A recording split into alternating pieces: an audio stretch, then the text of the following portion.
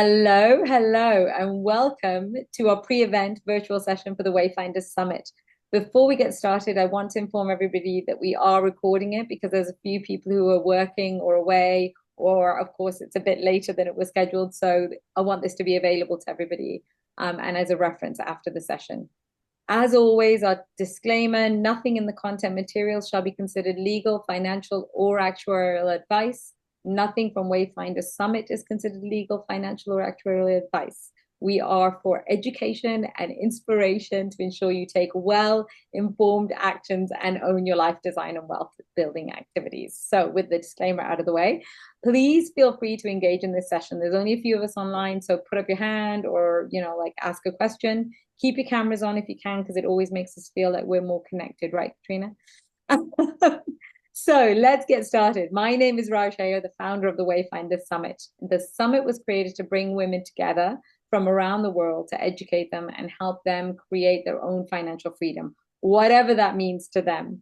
So even if you just want to level up and learn something new, we've collected fabulous experts, and that includes Katrina Cobb, who is joining us from Mexico and who will conduct the interactive part of the segment of the call. And I'm very sorry that she won't be joining us in person this year, but hopefully next year again, because she was with us last year. You'll be able to ask me questions after the presentations from both. And actually, the last 20 minutes will be about how to prepare for some of our workshops in person, because there are some activities you have to take and things you have to prepare for and sign up for before you come to join us in Toulouse. So I will do that at the end of the session. But for now, let's get down to the purpose of this, which is the pre-event activity to make sure that you arrive in Toulouse with the full clarity, focus, and intention. So first thing first, I'm going to share with you in the chat a link to our preparation materials. And I would like for you, and I'll make sure that it's actually open for everybody so that you can download directly. And what I would like you to do is download the Kickstart and the lifestyle audit, because those are the two we'll be working through. And then I'll introduce you to everything else in there at the end of the session, okay? And it is open, so you should be able to download directly from that file, okay? So we're going to start with the Kickoff canvas. And you can edit right into the PDF. So if you have downloaded it to your computer, you can open it and start to type right away. And then Katrina's going to do the fully interactive section, which is going to be our lifestyle audit, okay? The Kickoff canvas I created because it's just a simple tool that's going to help us pause, reflect, and set direction before we meet in person. It has 3 zones. First one is the now. So where are we today? The next is what are we moving towards? And the navigation, third one, will help us identify what hinders us or what could help us move forward. It's through the lens of health and wealth. And the reason is the Mayfly Maven started from a place of health. That was actually what our retreats were all about: nutrition, yoga, mental health, etc. So it does start with the health, because without the health, we can't start building our wealth. So health will include physical, mental, emotional, and spiritual well-being. Wealth is your financial security, your career, your purpose, your freedom of choice. It is to help you identify with intention what you want to transform right now. So when you open the Kickoff canvas, this is what it looks like. And I actually have filled it in myself because I want to show up the same way as you, ready to take on, to lose, and learn as much as I can. So it's about setting intentions. I've gone through which lens we're using, and it has a whole bunch of questions on health and wealth that you can answer. So you can see mine are, I'd like to feel stronger, and actually spell stronger correctly. I'd like to feel stronger. I'm not unfit, but I'd like to feel stronger so that my bones are supported. With wealth, it's about diversifying where my income streams are and what they're coming from. So there's a whole bunch of questions here that you can reflect on. Mine are a mix of gratitude and awareness, because I recognize that certain routines, like regular movement, are really something I need to work on, and that I need them truly working for me so I feel like grounded and energized. And at the same time, I can see areas where I'm stuck or feeling drained, such as the economic impact on, being a freelancer or an entrepreneur at this current state. Like, it feels like a second pandemic, right? So it's about self-care and the stress around finances and making sure I have more streams of income coming. If I look at the next phase, it would be, what am I moving towards? Well, that's about abundance and freedom for me, feeling more empowered and at peace. So, when you answer the questions, some of these themes will come out, and that's what we'll address when we're in person. So, one bold goal for me is shifting everything to committing to consistent routine, really for my body, my mindset, but also so that I can design my life the way that Katrina's going to help us design our lives, where maybe I hike in the morning, I'm creative in the afternoon, and I spend the evening with my friends. And that's my goal for the future. And then, of course, there's the navigation, which is what will help or hinder us. And we sometimes need to take a moment to pause to understand which of our habits are really bad, like staying up too late at night, just flipping through social media or watching a movie to unwind, or just reading a book. Sometimes the sleep is more important than the reading, which is very strange for me to say because I love reading. But it's also about strong support systems. And Wayfinders Summit is about, hey, what are the things hindering me and what will help? And last year we saw great collaboration, communication with the people who showed up at Wayfinders Summit. So it might be creating those support systems, surrounding ourselves with people who uplift us, give us energy, challenge us. And it can also be about practical knowledge, which is why we have these specific workshops that we'll be running through so that you can do things in person, hands on. Now, I'm not going to go through this as an interactive exercise, but you've got it there. Fill it in, bring it with you to lose, because this is going to be your foundation of intention to action. Okay. I want you guys to have this with you, and we will put it hopefully in the journal if we have enough pages so that you can have it with you to carry around throughout the reflections. Now, having said that, all this intention to action, we kind of need to know where we're heading. And that's where Katrina comes in with her lifestyle audit. So it's a bit of overlap to what we've just discussed in terms of your kickoff. That's more about intentions. This is about more about how do we create that lifestyle that we want to create. So if you open up this lifestyle audit kit, I'm now going to pass it over to Katrina, and we can ask questions and make it very interactive. And she's going to run through this with you, and we're going to do it in real time. So I won't share screen. Katrina, if you want to do that, you're welcome to, but open it up. And like I said, you can type right into the PDF. So make sure you've downloaded it and you're not doing it from the drive. Okay. So we'll take 20 to 30 minutes to run through this with Katrina, because we won't get her in to lose this time. And then we will go through what you need to do to prepare for the trading workshop and what you need to do to prepare for the Bitcoin workshop. So that's going to be a little more practical for our in-person event. Okay. So I'll hand it over to you, Katrina. I have to stay on audio, otherwise it'll pause the recording. So just ignore me. All good. Fantastic.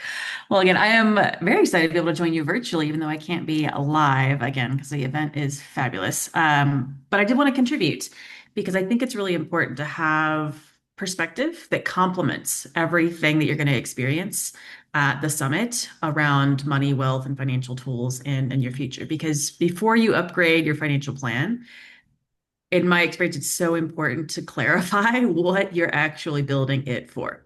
So this is your short session to kind of zoom out beyond the spreadsheets, beyond the investment platforms, and really reconnect to what you want your life to feel like. Because money is just one part of the equation. When it flows in alignment with your vision for your physical environment, your energy, your purpose, that's when the magic happens.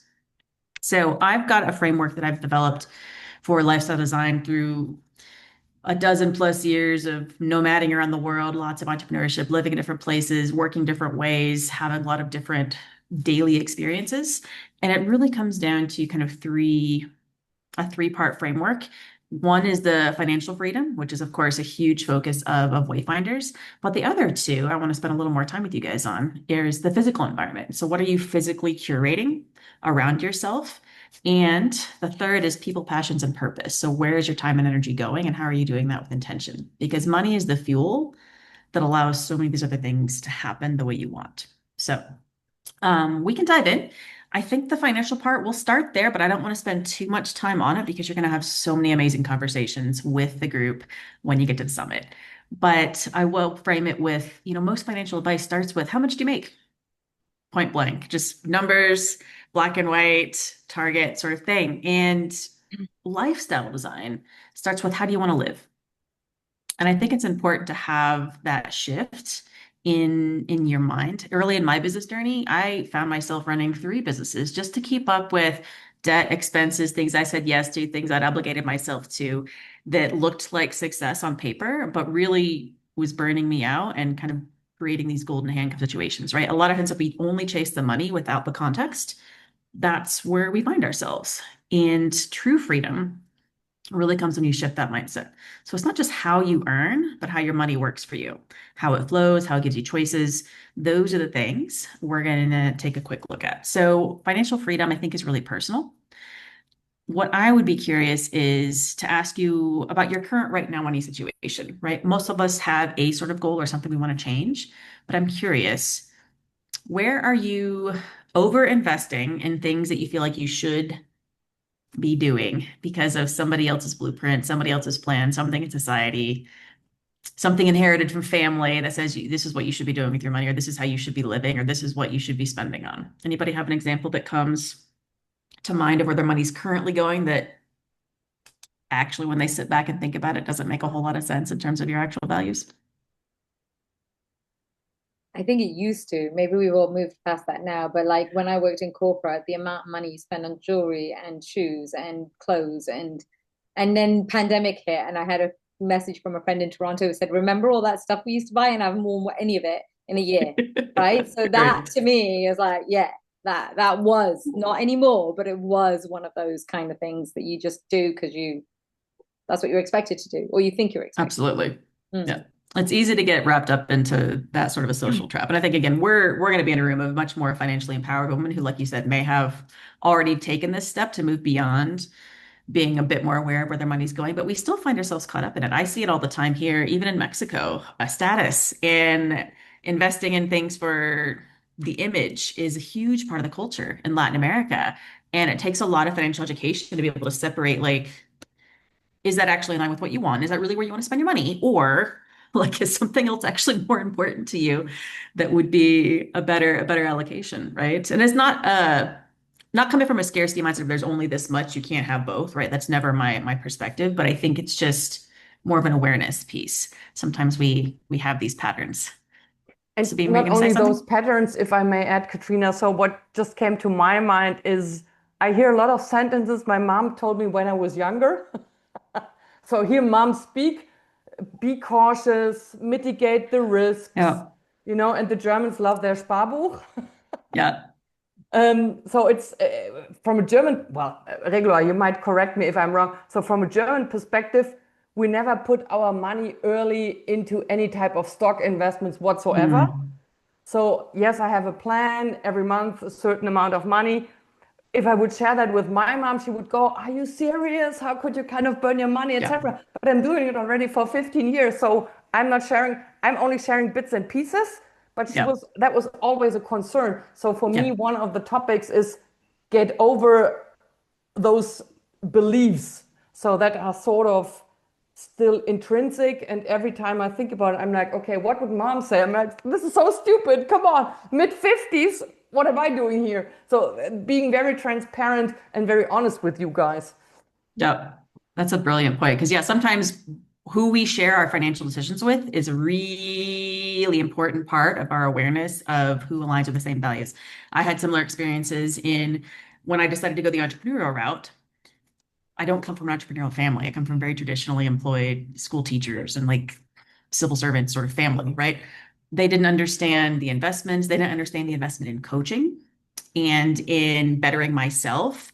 That was a huge like disconnect. And so I couldn't share my decisions to go in that direction and make those investments, which really were valuable to me, but on paper, to them, it looked like a waste, right? Like, what are you getting out of this? And so I think there are these things that we have to just be discerning and not just with how we're making the decisions, but who we're making aware of our decisions, because it's really none of their business to a certain degree, right? If you're in a partnership, a committed partnership where you guys are doing financial decisions together, that's one thing. Everybody else, none of their business. But the more we have these conversations in circles that get it, I think the more we're empowered to have the awareness around this and to really talk about it. You have to be strategic in where you can have these conversations That's why I for have a sure. lot of conversations with friends who like to travel because they support all my traveling spending. Travel's another one, right? I'm a hugely guilty of spending on travel versus other things. Like that's my priority. That was my lifestyle. I still do it to this day. Like I just got back from a lovely 3 week trip gallivanting through Italy and Switzerland, because that's what lights me up. And that's just become like an important part of my lifestyle design and a design for it, right? So I think not only what are we overspending on, but where are we choosing to spend money that actually is aligned is a big piece of what I hope you guys bring into the summit. So one other question I would ask, just to kind of stir the pot, is what do you want your money to make possible? If you had 100,000 euros, let's say, drop in your lap from a windfall of some sort, what would you do with it? Is there an easy, obvious answer, or would you have to sit and think? I'm curious to see like how your goals are aligned right now with wealth and abundance.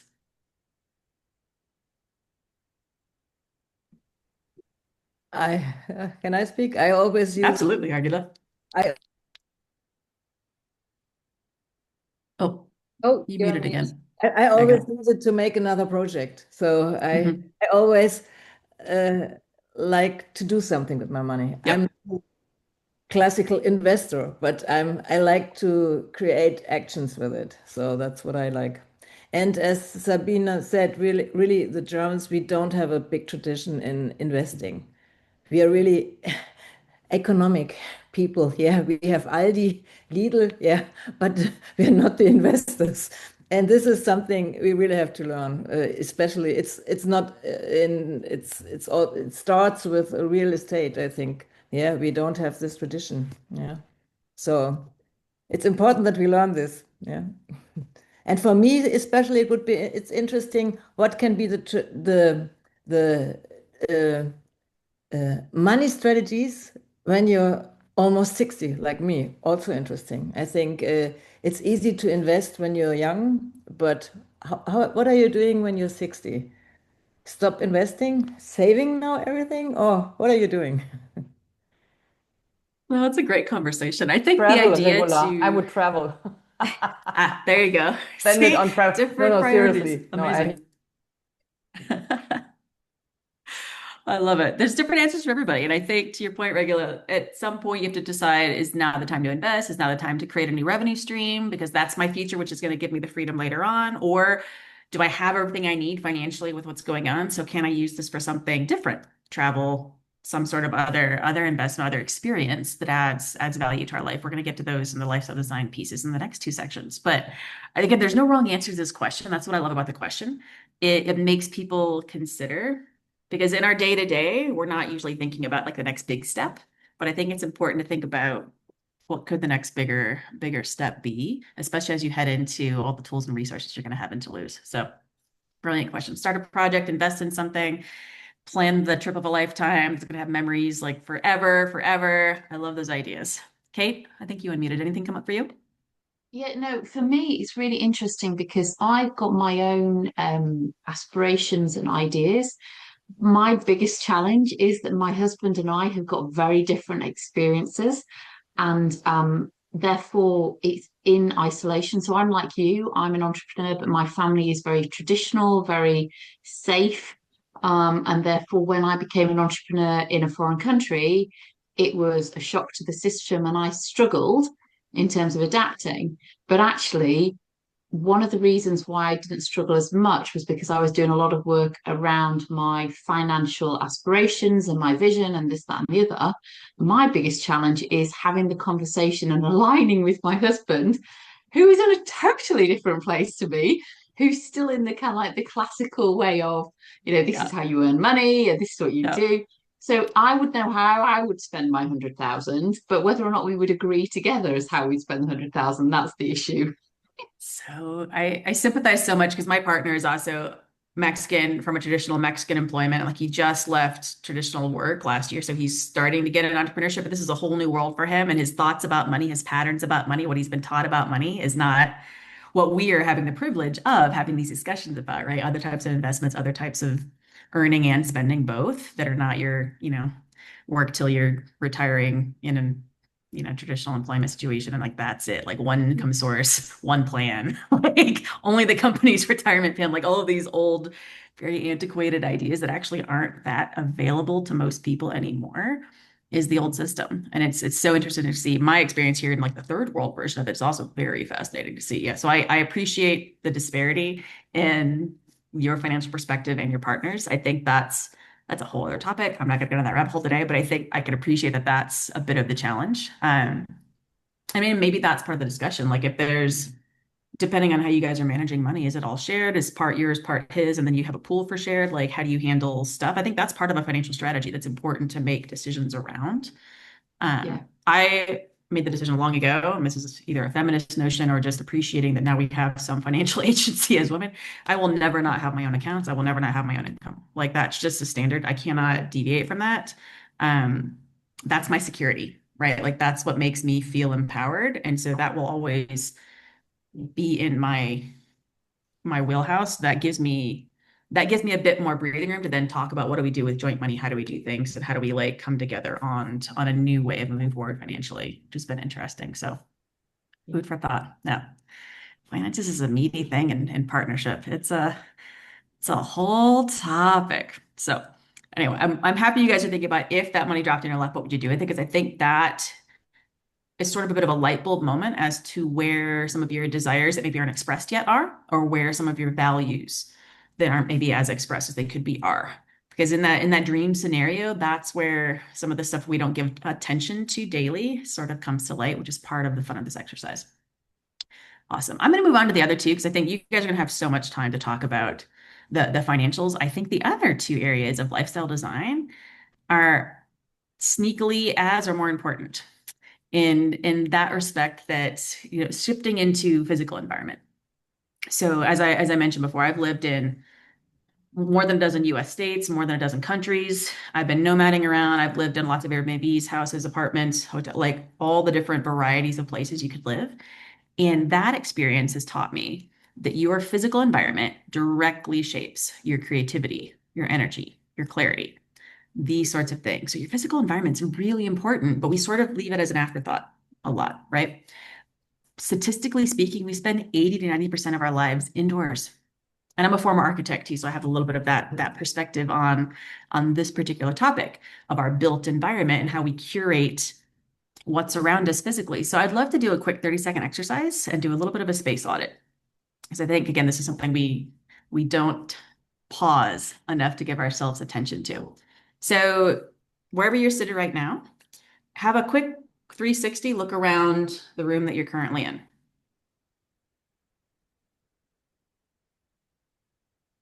And I'm going to ask, did you notice anything that gave you a bit of like a hit of endorphins, like a smile, a positive reaction, like a feeling of expansiveness, something that makes you happy, like any sort of like physical body reaction to something you visually saw in your visual field in the space around you?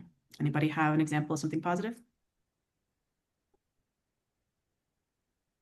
You can look again. Yeah. These are tough questions. It's not my apartment. It's not your place, right? So when you're in somebody else's space, that affects your energy. Yeah. Again, living out of other people's stark Airbnbs, like I had that experience regular. Absolutely. Yeah. I look Okay. outside. That's what Oh, I you have like. a window. Yeah. That's helpful. Yeah. Views are helpful. Is it a pleasant view? Oh, Oh, yeah, you got what? green and sky. There you go. Okay. Lovely. Okay. Sabine, anybody else? Something positive in their immediate environment in a quick scan? Yeah, I when I moved in, I kept some of the things from my childhood that make me smile. And I also Brilliant. have a big window. So where my home office area is, I have a big window. So I always open the door so to get some fresh air in. So that's kind of, let's say, my oxygen intake every day. Amazing. Okay, now I'm going to flip it around. What did you notice that you went like, ugh, or was frustrating, or you didn't like, or made you cringe, or like reminded you that like for the millionth time you were going to change that thing, but you haven't changed it yet? Like, what else are you noticing that's a negative reaction to your physical space? I mean, I sit in the dark. I'm on the first floor. I have a big tree in front of me. I have 3 lights on right now, and it's the middle of the day. Like, well, late evening, but it's summer and it's supposed to be bright. Artificial light all day? I have to have Oh, artificial light all day. And this requires a move. yeah. So I'm not moving apartments, but it definitely has a draining effect, which is why Yeah. I No, have that's to a make that's a big deal. concentrated Yeah. effort to leave. Yeah. Okay. Regular, what were you noticing? I know it's not your space, but what do you notice? Just because I think it's important, this observation. Disorder. I don't like. That's the most common answer I get when I ask this exercise. Yeah. Clutter. Oh no, clutter, I disorder, needed something. I needed good looking clean. Yeah, that's Our brains appreciate order, even though the act of creating order is sometimes something we procrastinate on, right? But clutter was the number one response. Clutter and lighting are probably the like one and two responses I get when I do this audit with people. Sabine, did you notice something? You're shaking your head along with us. Given the, let's say, the housing situation in Munich, I have kind of a one room where there's a corner with my home office area and then the living room. So, but I'd like to have that separate. So close the door and close off the office space. And I Raj, like you to have might a feel more the same. controlled I feel don't have environment. that either, Sabina. I feel Yep. you. I tucked it in the corner so I don't see it from the couch and stuff, but still it's there. Yeah. Yeah. So this is, again, a simple little exercise, but we spend so much time in this space, but we don't usually pause enough to make intentional changes. So what are small things we can do in our environment? Put in different light fixtures that mimic sunlight or mimic daylight or have some sort of variation of light, right? Plants. Put in plants. Hire somebody to help clean up clutter. That's one of the your, all the financial gains you're about to do. That could be a very important thing to prioritize. Or you put up a partition, do rearrange, feng shui your office, put your desk in a different place, you have a different view. Like there's these little things that we can do, we don't think about. But you think about the 80-90% of every single day. Every time you notice this, it's a drain on your energy. Every time you notice that thing, it's a drain on your energy. Every time you notice it's a drain on your energy. Every time unconsciously you're in a space that has poor lighting, it's a drain on your creativity, right? So there's so much value in curating a physical space. And again, I'm a little biased coming from architecture now being in the visual arts world, but also my experience, as I was saying, like living in so many different types of places that weren't my own, that I didn't create, that I didn't curate, you really start to notice the effect these different physical environments have on you. And it's not just, again, your immediate room. Yes, that's a thing. But think about how you feel leaving your house or apartment. Like, how do you feel in your neighborhood? Sorry, Positive? before we move on, I just want to point out to everybody that what Katrina has behind her is not a background. Yeah, She created this space actually in Mexico. It's her art studio. She just started renting it 2 months ago. And I think that's important to just point out because you see in the context of this conversation, yes, because yeah. Sorry, carry on. I was like you guys who didn't have a dedicated workspace. I was working in the upper stair landing in my house, and people would walk behind me and distract me all the time, and I had no way to close off the space. And like I had beautiful daylight, but it was like super disruptive. And so yes, I made the decision to invest in renting a studio space, making it mine. And this is my beautiful little creative cave, and it's so much better energy for focus and all the things. So I'm trying to also live what I preach is basically where we're going with that. But circling back, so yes, your actual physical location, your house, your home, your office is important. But I think there's the bigger context, right? Culturally, community-wise, neighborhood, city, climate, right? How do you feel leaving your house? How do you feel going out and about? Do you have to drive 30 minutes to get to a grocery store, or is there a little shop around the corner that you can walk to? Is it a cars only place, or is it pedestrian friendly or bike friendly? Is the weather horrendous most of the year that you have to put on 18 different layers or plan to even make plans? It's like checking the weather before you can plan your life. Or is it, 72 and sunny, 24/7, 365, like we sometimes have in Mexico, right? These things are also part of our physical environment. You have somewhat less control over those, but you still have control. As somebody who's moved a bazillion times, you still have agency if at the end of the day, when you're looking at your larger physical environment, it isn't supporting the best version of you in your health, in your wealth, in your daily well-being. We're not trees. We have the agency to relocate, and that's the beautiful freedom. That's a very beautiful freedom we have. So even cross borders, right, internationally, nothing is without possibility, especially when you have the financial tools and the agency that Wayfinders is bringing into your world. Anybody have a comment or quick thought in their like thinking about the community or thinking about their neighborhood that's either a super positive, they love it, or a super negative, actually, I don't love that aspect of where I'm located right now? Well, Okay, the Germans love to walk. So therefore, living in a city like Munich or even in Berlin, everything you do is either by bike or you walk. Yep. Something I greatly appreciate. And it drives me crazy whenever there's something coming up and I need to take the car. So that's highly appreciated. Or even if I'm not able to take the bike or do the bike ride. Yep. And what I like about the area where I live, and other people might consider it, it's not fancy, it's not posh, not so ever, but I really, whenever I go to supermarkets, also in walking distance, 5 minutes, there's an Aldi around and there's a Penny around, so that's fairly easy. I think it's a mixed neighborhood, old, young people, very diverse, which I Great. totally appreciate. And it's a good, also in the house where I live, we are kind of 10 apartments. It's also people, well, it's also given the fact here in Munich, people don't move out. So we have kind of a silent agreement whenever DHL is ringing the bell or Foodtopia or You've got whomever. community. So we pick up the Yeah. parcels and the boxes for the neighbors. That's lovely. So it's kind of an unwritten rule. I think I see Raj regular nodding. I think it's the same. Yeah. It works that way in Mexico as well. Like the neighbors are all friends. They'll pick up our packages. They'll tell us if you left the car door open. They'll knock on our door or something, whatever. Like, hey, do you know this? Again, Mexico. So And very, they very don't, friendly, and very they're not community-oriented. noisy at Yeah. all. So they kind of No, that's not the highly case here. respect your privacy, which I also appreciate. Yeah, that's different culture because Mexico is a very boisterous community. Fireworks, parties, music, spilling out in the street, anytime, all time, all days.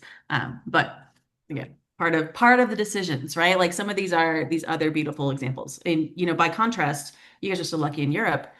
Most American cities aren't built that way. They're not built walkable. You have to drive 30 minutes to get anywhere. Like there's food deserts everywhere. You have to go 30 minutes to get to any useful resource. That's what one of the biggest drivers for me to leave the US was it was unlivable the way that I prefer to live, which is also walking local at a different pace, right? Not the pace of cars, but the pace of the pedestrian. You have a different experience. Well, a big part of my studies in architecture was urban design and like how do you actually design for a living? Because just forgot that for a century in my old country. So anyway, but these are considerations, right? There's benefits of some of the big city centers, but there's also, trade-offs. There's always trade-offs in these choices. And I think the important message I hope from this audit is think about what matters most to you, because not everybody prefers the same environment, prefers the same climate, prefers the same views, prefers the same amenities. Like these are all very individual choices. And again, in partnership, that could also be a point of negotiation, Kate. I appreciate that too. But usually you'll find yourself with an overlap of good values that help make some of these bigger picture choices should they need to be made. So I'm not going to force everybody to go move, relocate, all the things. But I would love to leave you with on the physical environment side, the question of what's one small change to your immediate environment that you can make to make your daily experience just 1% better. So I'll share mine because I've done it very recently, which is actually to get some plants, but plants that I like the look of, and I've recently got into feng shui, so I've got my own compass. I know what works for me in my actual space, and be very intentional about where I put nature, to have kind of like living things. And historically, I've killed every single plant I've ever had. So the fact that I've managed to keep them alive for at least 4 weeks, I think I'm doing quite well. So yeah. I hear you, Kate. I used to kill cactuses, so I've elevated now. I've got some succulents and I've got some snake plants, and they're actually doing very well. And I love that I have living green things in my space now. It's like art's another quick change, or like you said, memories like Sabine has of like childhood, like souvenirs and things that have meaning. Like having those in your field of vision gives you that endorphin boost every single day. And you think about the cumulative effect of that, countering your daily stress, it's really powerful. So these small moves have power. And that's what I want to kind of leave you with on the physical environment side. So thank you for sharing that, Kate. The feng shui stuff is a big deal. Plants are a big deal. All right. The last segment of my little tripod is people, passions, and purpose. So your time and energy, because you can master your money, curate your space, but if you're still giving your energy to things or people that drain you, you're going to stay stuck. You're going to stay small. You're going to stay kind of frustrated, not to your ultimate potential, right? We all know time is our only non-renewable resource. So lifestyle design in this respect asks, where is your energy going? So if you looked at your calendar as a whole, and if somebody who didn't know you, who'd never met you, just looked at your calendar, or like if your hours were logged on a daily basis for a week, what would they assume was your priority based on where your time is going? Rather not answer that. Well, Neither. it's a meaty question, right? Because without thought, we Mhm. commit to doing time and energy towards all these other things. But if we don't pause to zoom out, like, is it actually what I want to be spending my time on? There's so much scope creep in your calendar, right? So much. And we're so programmed, especially as women, to say yes to everybody else's desires instead of making ours the first one. So my first private challenge, you have to do this in public in here, but as you head into the Wayfinders, is to do a quick time audit and evaluate, like, is this actually the balance that I want to be spending things to? And if you're in like a business growth mode, or like something, a big project is launching and you have to spend more time on that right now, that's a right now thing. That's not like a forever thing, and that's totally fair. There's seasons. I think people mistake that work-life balance is always this perfectly balanced plank of things. Nah, it's a pendulum, and you get to choose when and where it swings 100% in terms of what's the priority right now. But I find that most people, when we do this little audit, wish they were spending time on ABC, but find themselves sucked into X, Y, and Z, right? Whether it's people, whether it's work, whether it's other commitments, whether it's family, whether it's something that doesn't necessarily align to their actual people, passions, and purpose they would like to be putting their time to. The And one one of the that, biggest, go yeah, ahead. I was just going to say the one that I always ignore and I know better, and we all know better, is don't answer emails because that's doing somebody else's work and their requests of you. Do your stuff first. And I Mhm. always do it now. Like I've stopped for a while and now I'm checking the emails. What else do I need to do? And then 2 hours go by and you're like, I haven't worked on my thing yet. Because I'm still answering all of that stuff. And Mhm. I've always thought that was the best way to put it is don't answer emails because then you're doing somebody else's work. And I just saw Kate saying, learning, growing, She's and done the time logging. Yeah, it's yeah. an eye opener, right? Harmony and harmony rather than balance. I think that's a nice phrasing for it, because perfectionism, yeah, we're also driven to be, I must get everything perfect. I must all fit.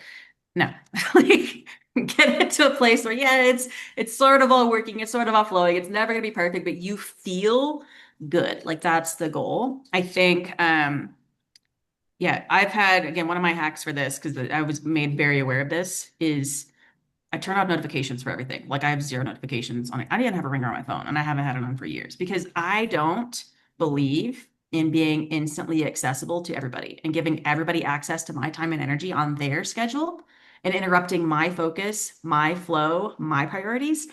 To me, that's a mismatch. That's a mismatch. And I think there were days earlier in my career where, again, as women, we have to be receptive, we have to be quickly responsive. We were trained in certain positions that, like, response time is like a huge value. Not if you're going to be a leader of your life. If you're working a customer service position or something else where that is actually the metric, cool. In daily life, no, no, no. And that's also a cultural thing. Like I've had to try to work with my partner on, because like he was trained in corporate, he must respond instantly. He lets everything interrupt. He could be having a family meal and he'll get a message on his phone and get distracted for 5 minutes. I'm like, no phones at the table. Like that's not a that's like people energy right here, not there. But it's a real thing that there's so much creep on your energy from habits like that, but also from certain humans in our circles, right? Anybody have a time vampire, energy vampire in their life, maybe family member that you feel constantly drained? You kind of groan whenever they either call or come over. You just know it's going to be like you need to recharge after they finally go, or after you're either out of your space, right? Or they just is such an energy needer. They take so much energy from you when they're in their space that you feel tired afterwards. Like anybody have, yeah, we've got friends and Yeah, family that, there's well, I have to admit, sometimes it's my mom. Sometimes she gives me energy, and sometimes she's absorbing a hell lot of attention, even if we don't catch up on a regular basis. right. But I still, think about her and how's she doing. I'm like, wait a minute. Is that of any added value? I have question marks around that. So this is something, and I think I got better and better identifying the vampires. Hmm. And I also, because I moved to Munich a couple of years ago, making a major change in your life helps you kind of getting rid of the Set vampires. new So really the boundaries. cleaning Yeah. process. Yeah. Absolutely. Yeah, you don't have to make a major life change to set some new boundaries or But on the other reestablish some hand, new it ways of creates doing, also but room it for new helps. people coming in. Hi, Birgit Correct. and Raj and Regular. Correct. So that's, there's always space. I'm not a vampire, so No, really. no. But killing the vampires creates space for more people and my energy. So no, Yeah. all good. I love that it Yeah, wasn't because removing, it's killing them. Stake through the heart. Let's get them out of here. Hi, Sabina. It's like no, Ghostbusters. Yeah. you start, again, it's discernment, right? You start noticing who you want to spend more time around because they are a positive energy and you feel uplifted, you feel charged, you feel inspired, you feel positively for being in their space. And I think that's most of what the circle that you're going to be in person at Wayfinders is. That was my experience. There's some amazing, beautiful vibes, to use the lingo, right? Like some great energy radiating from the people versus the ones in your life that from a mindset perspective, from an energy perspective, they're the opposite. They're needy. They're takers versus givers. And there's always going to be a bit of a swing. There may be times in your life when you need to be around somebody to like get inspired by them and like ride a little bit on their coattails of energy. But there's also times when you're a lot of the giver. And I find most of us put ourselves so much in the energy giving role that we're doing so much for others. And again, we're not putting our own goals, needs first in that sense. But then when you get to the Especially end of the as day, you're like, women, and I'm tired. Katrina. So Especially it's as more women. about the giving. It's such a deep-rooted belief, and our Cultural, behavioral patterns. religious, all sorts Exactly. of messages coming down from everywhere about you must be the self-sacrificing, like women, like you have us, everybody else first. Like, no, we're just allowed to say no. We wish and we believe in a different order of things. Doesn't mean we care less about people, but I think it's more to use the very overused analogy, like it's the oxygen mask on a plane equation. Like you must take care of yourself and you must put energy into the things that matter for you, that make your life better, that lift you up, that make you your best self before you have enough to give to others. You can give more when you're overflowing versus when you're depleted. It just is what it is. And I think we have to consciously start to move ourselves more into the circles and reallocate our calendars more to be putting the time where that's working for us, where we're filling our cup instead of depleting it. And that's just one other thing that, again, when you have the resources financially, you can say no to more stuff without the guilt, right? So this whole Wayfinder Summit is giving you the tools, giving you the fuel to move in these directions. And I'm running long and winded, so I'm going to go ahead and pause my section. There's more questions for you to think through in that journal, but those are the big high level pieces because my wish for you is that you come into Wayfinders knowing what you want to do with your time and energy, knowing what you want to change in your physical environment, big, small, or otherwise, and then using the tools at Wayfinders to be able to fuel that, fund that, and move things forward. Thank you so That's what much. I got. And I will show your last page because I think it is a good one. It's a lifestyle design vision. What I talk about with the kickoff canvas is more about the actions that we're going to take away Wayfinders. But I think this is a really lovely activity for having a vision of what it is that you're actually heading towards and setting that intention and goal. So I really like this. My why for designing a life that fits me. I mean, I could change that to my why for why I need freedom of choice to say no. But great. And I like this. Keep listening inwards, keep adjusting the dial. Fantastic. So everybody has this in their preparation files. I've shared the screen because I'm going to run through now the specifics of what you need to prepare if you are looking to do trading or invest in Bitcoin, because those are the two that require some pre-work. The rest of it is masterclasses. You can just come and you'll activate the actions in person. But I want to just run through a couple of things so you're prepared for when we meet in person. So the Wayfinders Summit will run like it did last time, which is presentations on Thursday morning that are TEDx style. This is an opportunity for you to get to know your experts and feel inspired and know what you're going into for the Thursday afternoon and Friday morning. Those are our hands-on sessions with some teaching, some workshops, and some discussion. The agenda itself will be updated. But for now, I'll share the link as well through email. For now, it's updated on the website, but I'm going to be moving a few people around to create a better flow, etc., and to add a couple of people that are missing because we had some great speakers who are joining us last minute that I just want to squeeze into the schedule. Okay. So preparation documents, like I said, download all of these. Do not make any edits or entries in here. I've made them open. You can go ahead and download them so that you can edit them in person.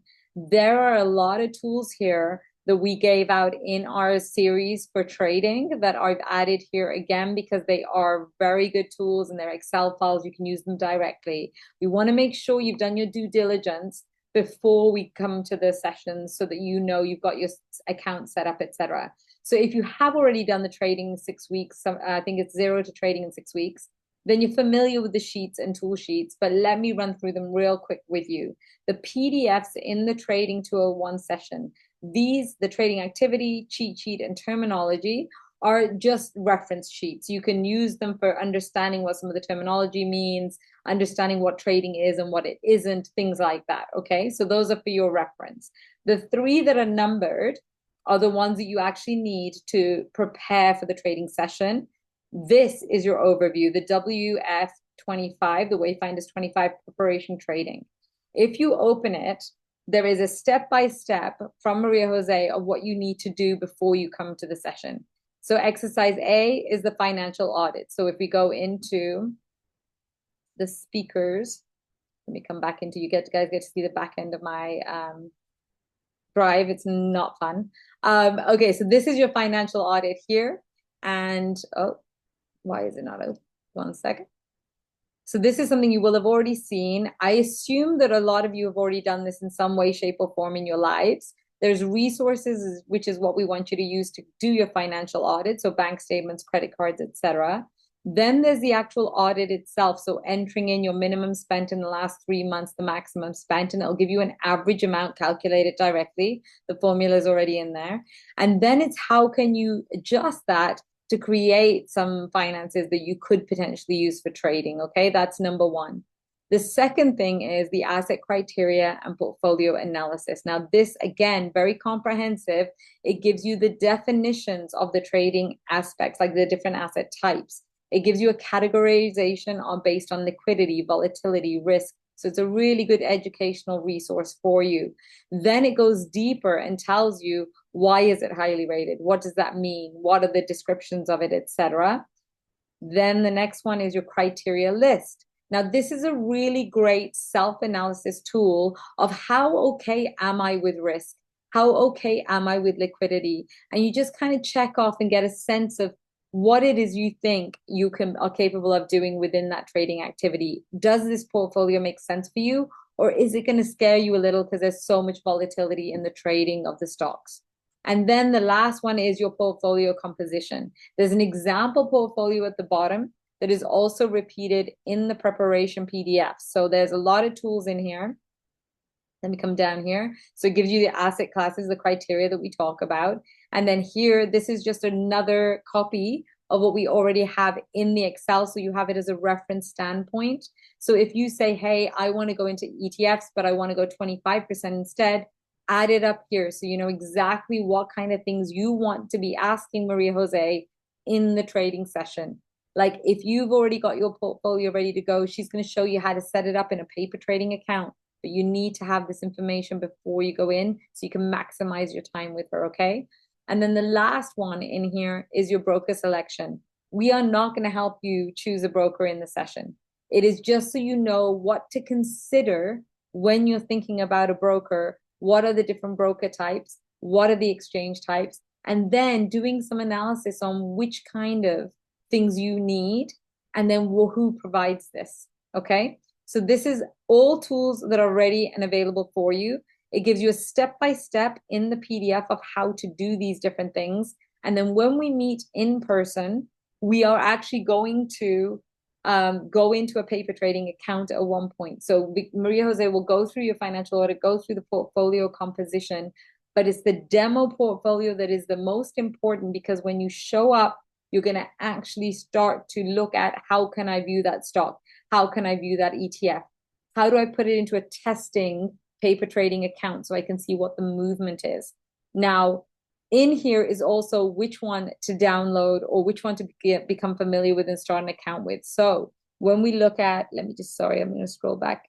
Here it is. So stock 3 is a German paper trading account. If you are German, you can download that and we will run through it in the session.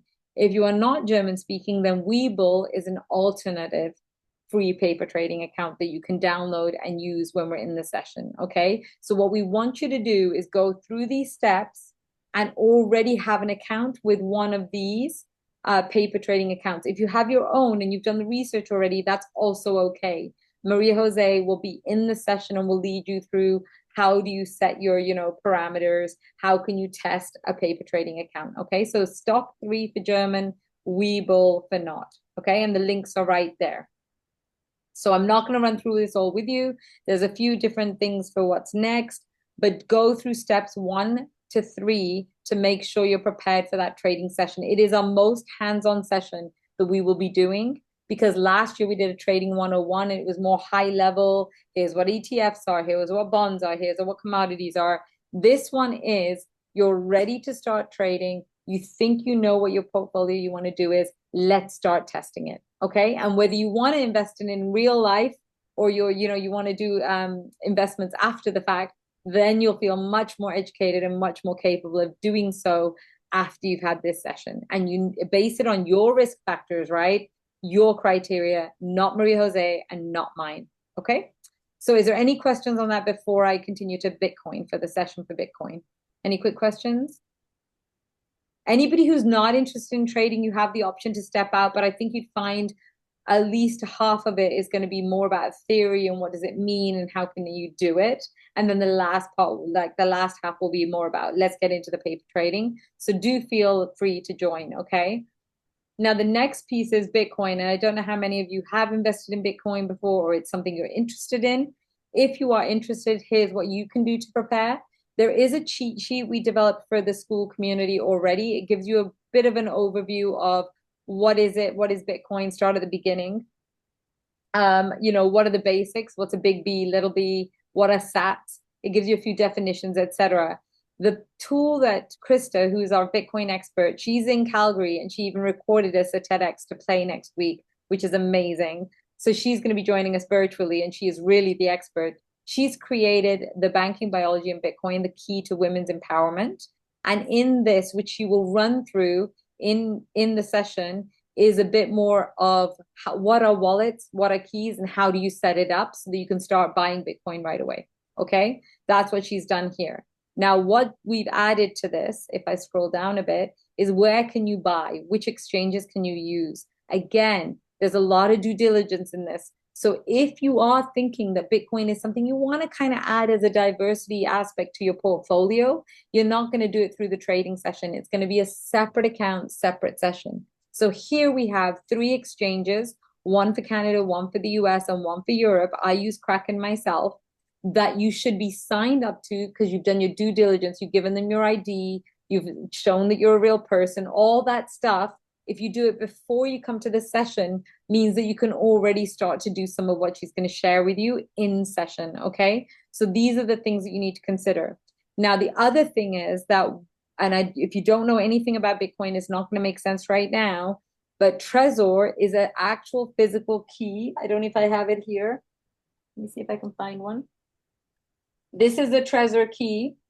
This is what it looks like, but it's hardware that you match with your software. So if you are thinking to invest more than 5,000 in Bitcoin at any juncture in the next year, you will need a key like this because it is not insured on an exchange. So you'd want to move it to your own storage. Krista will explain all of that. But if you are somewhat familiar, there are a couple of things that you can do to prepare. And one of them could be bringing the Trezor with you so we can set it up for you in session.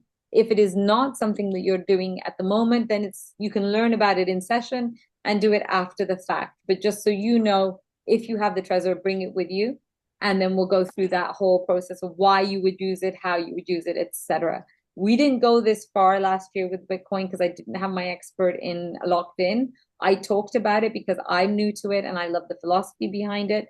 It's also a diversification that a lot of fund managers use, even if it's just 1% of their portfolio. So it's something to be familiar with just in case it's something you want to do, okay? Every other session, like I said, does not require this kind of preparation because you do not need to do your due diligence. You do not need to set up an account. You do not need to do any of that. It's all in-person stuff that we will talk about in person. So I will share this with you. It's in the preparation tools. I think there's two things that aren't there. Maybe no, I think she has Blue Wallet in the preparation tool as well. So there's a wallet and there's a hardware. So software and hardware, and she refers to them in her preparation tools. So just download it, take a look. If you feel comfortable, then go ahead and set it up. Okay. So any questions on that one before we close out this prep session? No, everyone's good? Okay, so those are the only two that you actually need to prepare for if you are thinking that's something you want to do in the near future. Everything else we'll do in person. Remember, though, that the goal is not just to learn and take action, but we're going to have a little fun. We're in a great co-work space. There's a pool on the rooftop. We've got great restaurants planned for the evenings, and we will have a really great time. So you're off to a good start with this session. Do the pre-work, and you will be able to maximize all your time in Toulouse. So if there's no other questions, I'll let you sign off at 2 minutes early and get your evening back. But thank you so much. And thank you, Katrina, for your guidance. I always love our life design sessions. So thanks very much. And hopefully we'll see you again next year. Okay, thanks, everybody. Thanks, Raj. Thank you. See you in a week. Thank you. Bye-bye. Thanks. Bye. Bye-bye. Cheers, Bye. everyone. Raj, Yes.